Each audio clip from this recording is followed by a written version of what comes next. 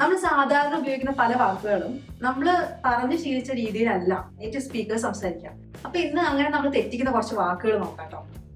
ആദ്യത്തത് ഈ വാക്ക് കൊതുക് എന്നാണ് അതിന്റെ അർത്ഥം അല്ലേ. നമ്മള് മൊസ്കിറ്റോ അല്ല, അങ്ങനെയല്ല പറയാം മൊസ്കിറ്റോ. ഇതിന് ശ്രദ്ധിക്കേണ്ടത് മസ്കീറ്റോ അങ്ങനെ പറയണം, മസ്കീറ്റോ. അപ്പൊ ഞാൻ പറയുന്നത് വിശ്വാസമില്ലെങ്കിൽ ഞാൻ ഒബാമേനെ കൊണ്ട് പറയിച്ചു കേട്ടോ. No child should die from a mosquito bite. ചില സ്ഥലത്ത് ഞാൻ മസ്കീറ്റോ ആന്നുള്ള സ്ഥലം മസ്കീറ്റോ എന്ന് കേട്ടിട്ടുണ്ട്. ചില ആൾക്കാർ സംസാരിക്കുമ്പോൾ കുറച്ചുകൂടെ ഓസം മസ്കീറ്റോ. അപ്പൊ രണ്ടായാലും കുഴപ്പമില്ല. ശ്രദ്ധിക്കേണ്ടത് മസ്കീറ്റോ, മസ്കീറ്റോ അങ്ങനെയാണ് പറയാം. അടുത്തത് ഈ വാക്ക് വളരെ സിമ്പിളായ വാക്കാണ്. നമ്മൾ പൊതുവെ പറയുമ്പം അതിനെ എവരി എന്ന് പറയും. എവരി, അത് എവറി, എവറി, എവറി അങ്ങനെയാണ് പറയാം. ആ റയുടെ സൗണ്ട് അങ്ങനെ കേൾക്കില്ല കേട്ടോ. എവറി അങ്ങനെ പറയാം കേട്ടോ. അടുത്തത് ഈ വാക്ക് ഞാൻ പല വീഡിയോയിലും പോയം എന്ന് പറയുമ്പോൾ ആൾക്കാർ പോയം അല്ല പോം അങ്ങനെയാണ് പറയാൻ തന്നെ കറക്റ്റ് ചെയ്തിട്ടുണ്ട്. Do you know the poem The Dash? അതിലൊരു കാര്യം ശ്രദ്ധിക്കുന്നത് അമേരിക്കൻ ആൻഡ് ബ്രിട്ടീഷ് പ്രൊനൗൺസിയേഷൻ വളരെ വ്യത്യാസമുണ്ട്. അമേരിക്കൻ ആൾക്കാർ പൊതുവെ പോം പോം അങ്ങനെയാണ് പറയാം പോം. പക്ഷേ ബ്രിട്ടീഷ് TV ഷോസ് ഒക്കെ കണ്ടിട്ടുണ്ടെങ്കിൽ അത് പോയം അയാ അവിടെ കേൾക്കാൻ പറ്റും. And the famous early medieval poem Beowulf. ഓ യമ്മൊന്നും ഭയങ്കര യാ സ്ട്രെസ് ചെയ്ത് പറയണ്ട. പക്ഷെ പോയം അത് കുഴപ്പമില്ല, പോം അതും കുഴപ്പമില്ല. അടുത്തത് ഈ വാക്ക് ഫ്രഞ്ച് ഒറിജിൻ ആണ് തോന്നി ഈ വാക്ക്. അതുകൊണ്ട് തന്നെ ഇതിന്റെ പ്രൊനൗൺസിയേഷൻ കുറച്ച് ബുദ്ധിമുട്ടുണ്ട്. ഇതിന്റെ അർത്ഥം എന്താണെന്ന് ആദ്യം നോക്കാം. നമ്മൾ നമ്മുടെ കാറ് ഓടിക്കാൻ വേണ്ടിയിട്ട് ഒരാളെ ഡ്രൈവറായിട്ട് നിയമിക്കില്ലേ, അയാളെയാണ് നമ്മൾ ഈ വാക്കുകൊണ്ട് ഉദ്ദേശിക്കണേ. അപ്പൊ നിങ്ങൾ ചോദിക്കും അങ്ങനെയാണെങ്കിൽ ഡ്രൈവർ എന്ന് വിളിച്ചാൽ പോലെ ഈ വാക്ക് ഉപയോഗിക്കണേ. ഡ്രൈവറും ഈ വാക്കിൽ പറയുന്ന ആളും തമ്മിൽ ഒത്തിരി വ്യത്യാസമുണ്ട്. ഡ്രൈവർ ഏത് വണ്ടിക്കും വേണമെങ്കിലും ഓടിക്കാം. അയാൾക്ക് വേണമെങ്കിൽ ട്രെയിൻ ഓടിക്കാം, ബസ് ഓടിക്കാം, കാറിൽ ഓടിക്കാം. ആ വണ്ടി ഓപ്പറേറ്റ് ചെയ്യാൻ അറിയണം, വണ്ടി ഓടിക്കാൻ അറിയണം. അത് മാത്രമേ ഉള്ളൂ ഡ്രൈവറുടെ കടമ. പക്ഷെ ഈ മനുഷ്യൻ വണ്ടി ഓടിക്കുക എന്ന് മാത്രമല്ല അതിലിരിക്കുന്ന പാസഞ്ചേഴ്സിന്റെ കാര്യങ്ങൾ ടേക്ക് കെയർ ചെയ്യണം. എന്ന് വെച്ചാൽ ഡോർ തുറന്നു കൊടുക്കുക മുതലായ സംഭവങ്ങളൊക്കെ ചെയ്യാന്ന് വെച്ചാൽ നമ്മൾ എംപ്ലോയ് ചെയ്യുന്ന ഒരാളില്ലേ, അയാളാണ് ഇയാൾ. അപ്പൊ ഡ്രൈവർ എന്ന് പറഞ്ഞാൽ വണ്ടി ഓടിക്കാൻ അറിയണം എന്ന് മാത്രമേ ഉള്ളൂ കേട്ടോ. അപ്പൊ ഈ വാക്ക് എങ്ങനെ പറയാം? അപ്പൊ ആദ്യത്തെ ആ സിലബിളിലാണ് സ്ട്രെസ്. ഷോഫ്, ഷോഫ്, ഷോഫ്. അടുത്തത് ഈ വാക്ക് ട്യൂഷൻ എന്ന് പറഞ്ഞ് നമ്മൾ എപ്പോഴും ശീലിച്ചിട്ടൊരു വാക്കാണ്. ഇത് ആക്ച്വലി 3 സിലബിൾ ഉണ്ട് കേട്ടോ അതില്. Tuition, tuition. ഓക്കെ അങ്ങനെ പറയണം. അപ്പോൾ നിങ്ങൾ നേറ്റീവ് സ്പീക്കേഴ്സ് പറയണ കേട്ടാൽ മനസ്സിലാവും. നമ്മൾ പറയണ മാതിരി സ്പീഡിലല്ല, അവർക്ക് ആ സിലബിൾസ് നന്നായിട്ട് കേൾക്കാൻ പറ്റും. And he's done that in order to keep tuition levels for students there flat for half a decade. നമ്മൾ കുറെ കാലമായിട്ട് പഠിച്ച രീതിയാണ്, പക്ഷെ ഇനി നമുക്കത് ഓർക്കാം അല്ലെ. പറയുമ്പോൾ ട്യൂഷൻ അങ്ങനെ പറയണം കേട്ടോ. അടുത്ത ഈ വാക്ക് ഇതിന് പ്രപ്പോസിഷൻ എന്ന് പറഞ്ഞ് നമ്മൾ ശീലിച്ചിട്ടുണ്ടാവും. ഇത് പ്രപ്പോസിഷൻ. അതിൽ പ്രപ്പും സിഷനും ആണ് സ്ട്രെസ് ഉള്ളത്. പ്രപ്പോസിഷൻ, പ്രപ്പോസിഷൻ അങ്ങനെയാണ്. ഓ നല്ല പറയാട്ടോ, പ്രപ്പോസിഷൻ എന്നല്ല കേട്ടോ പറയാ. അടുത്തത് ഈ വാക്ക് ഇത് പൊതുവെ യൂട്യൂബേഴ്സ് കൂടുതൽ യൂസ് ചെയ്യുന്ന ഒരു വാക്കാണ്. നമ്മൾ ഇപ്പൊ യൂട്യൂബില് ഒരു കോണ്ടന്റ് ഉണ്ടാക്കുമ്പോൾ അത് ഏത് വിഭാഗത്തിലാണ് ചെയ്യണത്. ഇപ്പൊ ഞാൻ ഇംഗ്ലീഷ് ആണല്ലോ പഠിപ്പിക്കുന്നത്, അപ്പൊ എന്റെ നീഷ് ഇതാണ്. ചിലര് കുക്കിംഗ് വ്ളോഗ്സ് ഒക്കെ ചെയ്യും, അപ്പൊ അതാണ് അവരുടെ niche.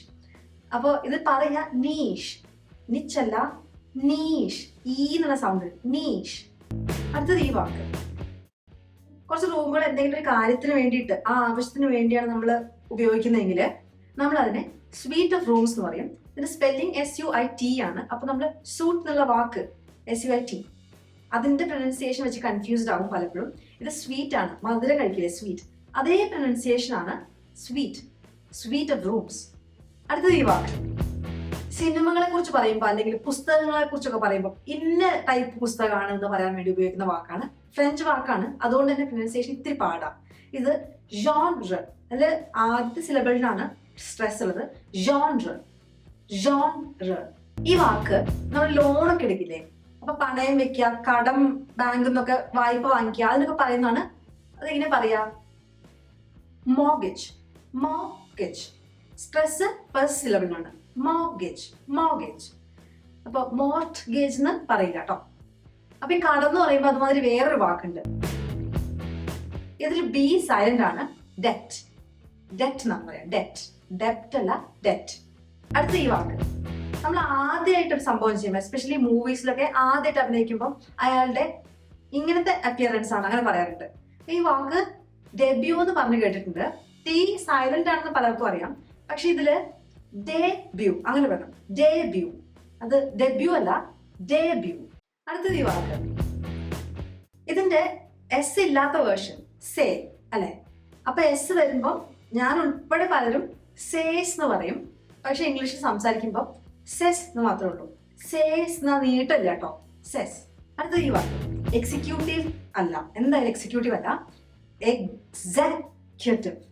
Executive, the executive engineer അങ്ങനെ. അടുത്തത് ഈ വാക്ക്. ഇത് നമ്മൾ ഡെവലപ്പ് എന്ന് പറഞ്ഞ് ശീലിച്ചിട്ടുണ്ട്. സ്ട്രെസ് വരുന്നത് സെക്കൻഡ് സിലബിളാണ്, ഡിവലപ്പ്. ഡിവലപ്പ്. അടുത്തത് ഈ വാക്ക്. ഇത് എല്ലാവർക്കും അറിയാമെന്ന് വിചാരിക്കും. ആണുങ്ങളുടെ സിംഗുലറിന് നമ്മൾ മാൻ എന്നും പ്ലൂറലിന് മെൻ എന്നും പറയും. പെണ്ണുങ്ങളുടെ സിംഗുലറിന് വുമൻ എന്ന് പറയും. അതിന്റെ പ്ലൂറൽ വരുമ്പം വിമൻ എന്ന് പറയും. അത് വിമൻ അല്ല. സ്ട്രെസ് വരുന്നത് ഫസ്റ്റ് സിലബിളിനാണ്, വിമൻ. Okay, women. അടുത്തത് ഈ വാക്ക്. ഇതില് ഡി സൈലന്റ് ആണ്. അപ്പൊ ഈ വാക്കിൽ 2 സിലബിൾസ് ആണ്. ബഡ്ജറ്റ്. ബ എന്നുള്ളതാണ് സ്ട്രെസ് വരുന്നത്, ബഡ്ജറ്റ് അല്ല, ബഡ്ജറ്റ്. അടുത്തത് ഈ വാക്ക്. സ്ട്രെസ് വരുന്നത് സെക്കൻഡ് സിലബിളിനാണ്, ഇപ്പിറ്റമി. ഇപ്പിറ്റമി. എപ്പിറ്റമി എന്ന് വെച്ചിട്ടുണ്ടെങ്കിൽ എന്തെങ്കിലും ഒരു സാധനത്തിന്റെ, എന്തൊരു കാര്യത്തിന്റെ, ഒരു വികാരത്തിന്റെ ഒക്കെ മൂർത്തീഭാവം എന്നൊക്കെ നമ്മൾ ചില ആൾക്കാരെ പറയില്ലേ, അതാണ് ഈ മൂർത്തീഭാവം എന്ന് പറയുന്ന സംഭവമാണ് epitome. For example, epitome of love, സ്നേഹത്തിന്റെ മൂർത്തീഭാവം. ഒരാള് ഭയങ്കര സ്നേഹമുള്ളതാണെങ്കിൽ നമ്മൾ അങ്ങനെ പറയില്ലേ, അതാണ് എപ്പിറ്റമി. അടുത്തത് ഈ വാക്ക്. മലനിരകൾ എന്നാണ് ഇതിന്റെ അർത്ഥം. മൗണ്ടൻ. ഇത് സംസാരിക്കുമ്പോൾ നമ്മൾ വായ ഒന്ന് നന്നായി വലുതാക്കി സംസാരിക്കണം. മൗണ്ടൻ അങ്ങനെ പറഞ്ഞിട്ട് കാര്യമില്ല. മൗണ്ടൻ. മൗണ്ടൻ. മലനിരകൾ, മൗണ്ടൻ. സ്ട്രെസ് ഫസ്റ്റ് സിലബിളിനാണ്. അടുത്ത ഈ വാക്ക്. നമ്മൾ പലരും പല രീതിയിൽ ഇത് പറയാറുണ്ട്. ജൈജാന്റിക് അങ്ങനെയൊക്കെ കേട്ടിട്ടുണ്ട്. ജൈജാന്റിക് അല്ല, ജൈക്കാന്റിക് ആണ്. ജി രണ്ടാമത് വരുന്നത് ഗ എന്നുള്ള സൗണ്ടാണ്, ജൈക്കാന്റിക്. അവിടെ സ്ട്രെസ് സെക്കൻഡ് സിലബിളിനാണ്, ജൈഗാന്റിക് അങ്ങനെ പറയുന്നത്, ജൈക്കാന്റിക്. അത് അങ്ങനെ തന്നെ വേണം കേട്ടോ പറയാൻ, ഭയങ്കര വലുപ്പമുള്ളത്, അങ്ങനെയാണ് അതിന്റെ അർത്ഥം. അടുത്തത് ഈ വാക്ക്. അനന്തരാവകാശി എന്നുള്ള വാക്കാണിത്. ഇതിന്റെ പ്രൊനൗൺസിയേഷൻ അറിയുന്നത് ഭയങ്കര ഇമ്പോർട്ടന്റ് ആണ്. കാരണം നമ്മുടെ ഗ്രാമർ പോലും തെറ്റിപ്പോകും. പ്രൊനൗൺസിയേഷൻ നമുക്ക് കറക്റ്റായിട്ട് അറിയുന്നില്ല. ഈ വാക്കില് എച്ച് സൈലന്റ് ആണ്. ഇപ്പൊ എയർ എന്നാണ് പറയാ. നമ്മള് വായുവിന് എയർ എന്ന് പറയില്ലേ, അതേ പ്രൊനൗൺസിയേഷൻ ആണ് എയർ. അതുകൊണ്ട് തന്നെ ആൻ എയർ ആണ് കേട്ടോ, ഹയർ അല്ല, ആൻ എയർ. അങ്ങനെയാണ് ഈ വാക്കിന്റെ പ്രൊനൗൺസിയേഷൻ, എയർ. അടുത്തത് ഈ വാക്ക്. നമ്മൾ മലയാളികൾക്ക് എസ്പെഷ്യലി ബുദ്ധിമുട്ടുള്ള വാക്കാണ്. നമ്മൾ പോപ്പുലർ എന്ന് പറയും, പോപ്പുലർ. ഇത് പോപ്യുലർ.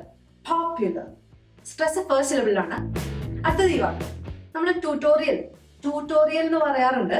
പക്ഷെ ഇതിന് രണ്ടാമത്തെ സിലബിളാണ് സ്ട്രെസ് ചെയ്യുന്നത്. ആദ്യം ട്യൂ എന്നുള്ള വാക്കാണ്, ടു അല്ല, ട്യൂ. ട്യൂട്ടോറിയൽ. ട്യൂട്ടോറിയൽ. അപ്പൊ സ്ട്രെസ് സെക്കൻഡ് സിലബിളിനാണ്, ട്യൂട്ടോറിയൽ. അപ്പൊ ഇന്നത്തെ വീഡിയോയില് വളരെ ഉപകാരമുള്ള കുറെ പ്രൊനൗൺസിയേഷൻ ട്രിക്കുകൾ മനസ്സിലാക്കാൻ പറ്റിയെന്ന് ഞാൻ വിചാരിക്കുന്നു. നിങ്ങളുടെ അഭിപ്രായങ്ങളൊക്കെ കമന്റ്സിൽ അറിയിക്കൂ. അടുത്ത ദിവസം വേറൊരു വീഡിയോയിൽ കാണാം. അതുവരേക്കും ബൈ.